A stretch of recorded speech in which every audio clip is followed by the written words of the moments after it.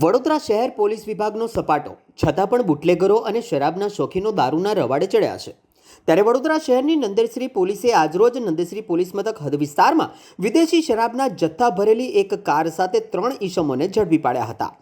Nandeshri police સ્ટેશનના police inspector એ વાઘેલા અને police કર્મીઓને મળેલ બાતમીના આધારે એક સફેદ કલરની ગાડીમાંથી મોટી માત્રામાં આજે વિદેશી શરાબનો જથ્થો ઝડપી પાડ્યો હતો। દારૂના જથ્થા સાથે 3 ઈસમોને પણ ઝડપી પાડવામાં આવ્યા હતા। તપાસમાં ઝડપાયેલા ઈસમો પાસેથી અલગ અલગ ગાડીની દિલ્હી પાર્સિંગની ગાડીઓની રજિસ્ટર્ડ નંબર પ્લેટો મળી આવી હતી। પોલીસે દારૂ ક્યાંથી લાવવામાં આવ્યો અને ક્યાં ડિલિવરી કરવાનો હતો તે દિશામાં વધુ તપાસનો દોર લંબાવ્યો છે।